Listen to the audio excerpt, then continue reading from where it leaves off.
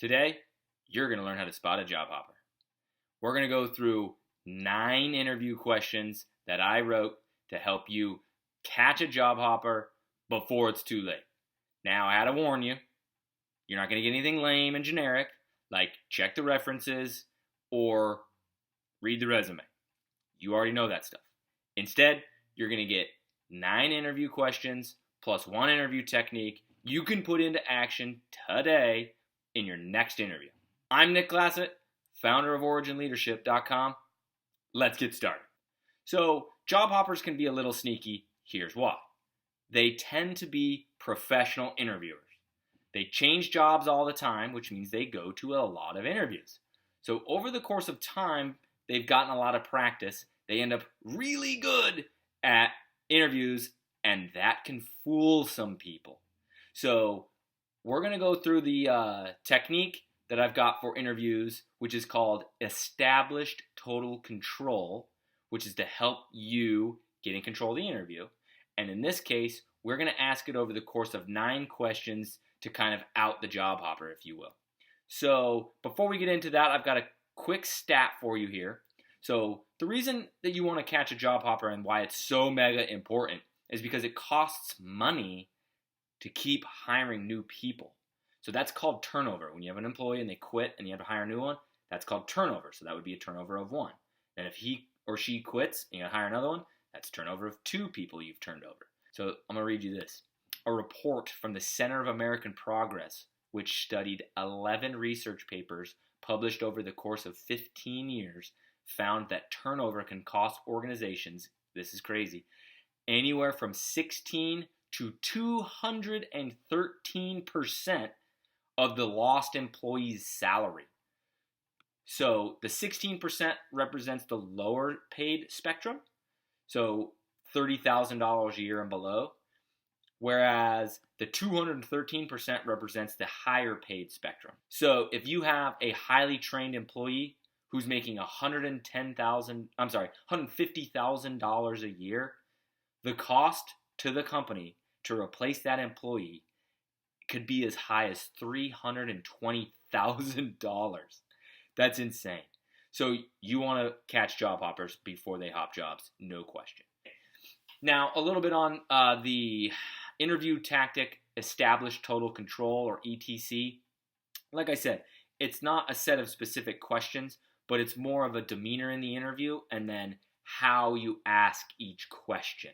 I'm not going to go into it super in depth here, but that's how these 9 perfect job hop questions are set up. As you go through an interview using ETC, what you'll, it kind of sounds like you're going to do a lot of the talking because you're going to be in control.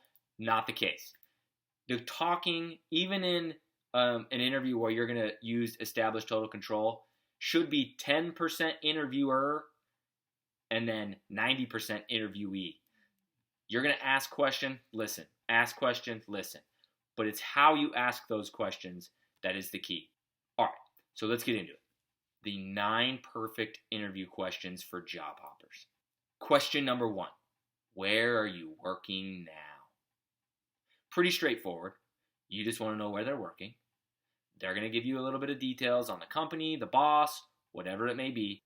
At this point, it's potential you could see them to start to bash that employer. But if they're a job hopper and they haven't worked there very long, they're going to be already creating the excuse of why they're talking to you. So just be on the lookout for it. Question number 2. How long have you worked there? The reason we're going to ask this question is because we want to know the time frame, and we're using established total control of the interview. This is the process, okay? So by asking the questions, they're starting to realize, like, oh, snap, I'm going to have to answer these questions. Question number 3. Where did you work before that? So we've already talked a little bit about current job, pending they have one.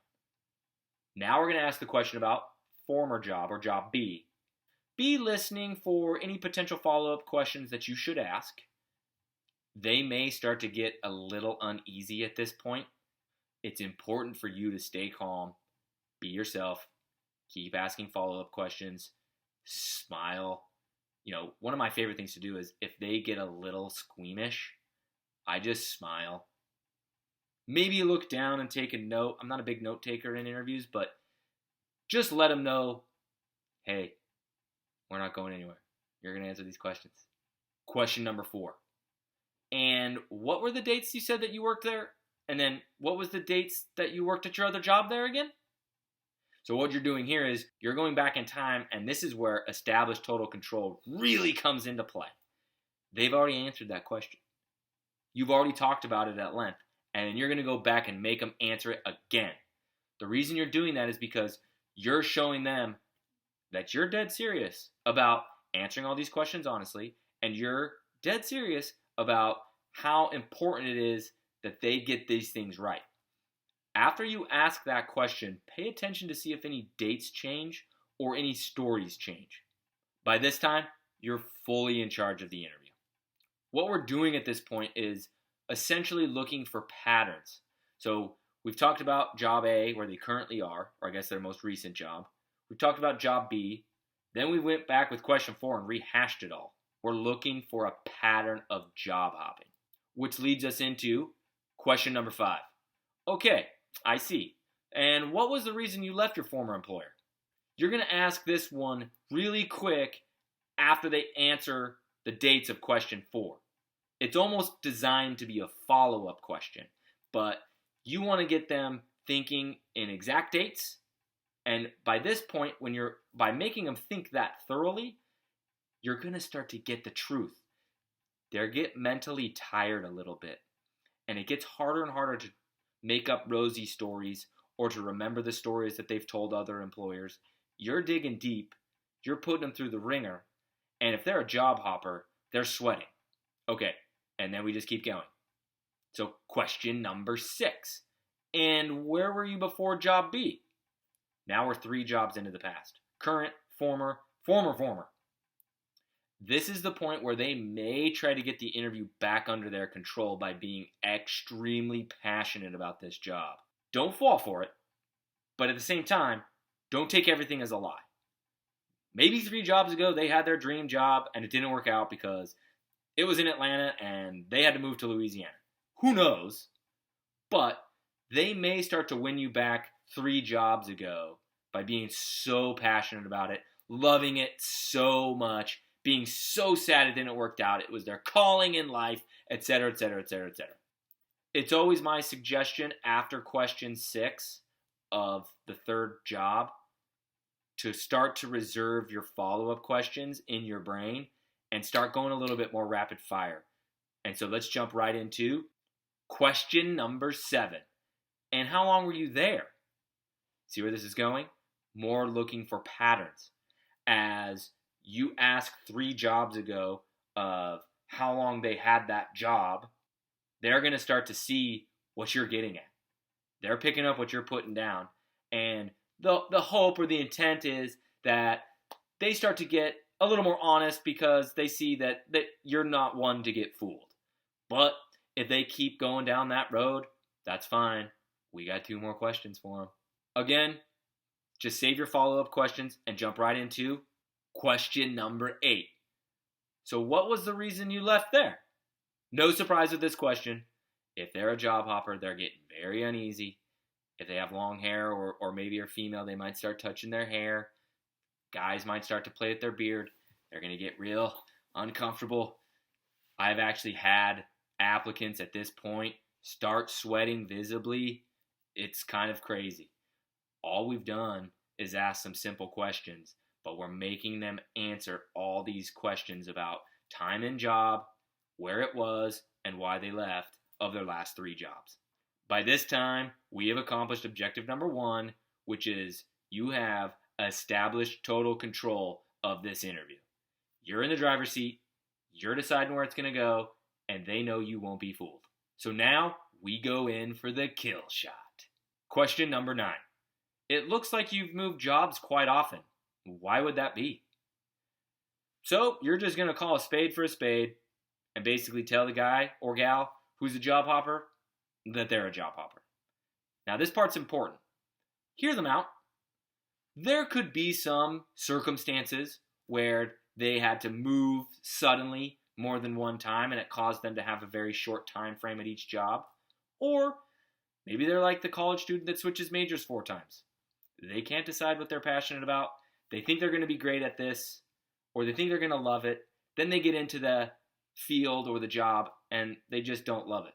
They're a good interviewer. We've established this at this point, so the ability for them to get multiple jobs is high. So it's important to be thoughtful, or I guess you could say be empathetic, and figure out why, or at least hear them out. Now, I've got to play devil's advocate here for just a second. Being a job hopper is not necessarily a bad thing. The reason I say that is because think of somebody that you may know that switched majors in college 3 times, ended up being a social worker, and loves it and kills it in that job. It's not that they were bad at math, or it's not that they didn't love philosophy. They're excellent at that third one, which is social work. The person you're interviewing could be just like that. I personally have hired multiple job hoppers over the years, had them become extremely loyal and fantastic employees. But the secret to that is this interview that I just gave. As you're this open and honest at the very end, where you just say, hey, you've switched jobs a lot, why is that? It gives them an opportunity to be honest with you. And in that honesty, you can really build a relationship or build some trust. And then you can just tell them, look, I'm looking to hire long-term people I can invest in. People that will enjoy this field, people that will enjoy this role, and can pass that down the line to the employees below them. If you're not that person, no big deal. Now, you will have to read some body language here, because the likelihood of someone just saying, yeah, you're right, it's not for me, when they need a job is low. But like I said, your chances of creating that relationship with a job hopper are high at this point. Now, that's only if they tell you the truth. If they keep feeding you stories and they keep BSing you, then you know what you need to do. Move on to the next interview. Yeah. So, in the end, spotting a job hopper, super important, but you want to make sure that you get an accurate interview so you can make an accurate hiring decision. What I mean by accurate is, if you know what you got, you know what you can do with it. Maybe the job hopper is the right person for the job. Who knows? Anyways, thank you for watching. Good luck. Would love, love, love, love for you to subscribe to the channel. And of course, smash that like button down below. And stay tuned for more videos. I'm Nick Glassett. Thank you for watching.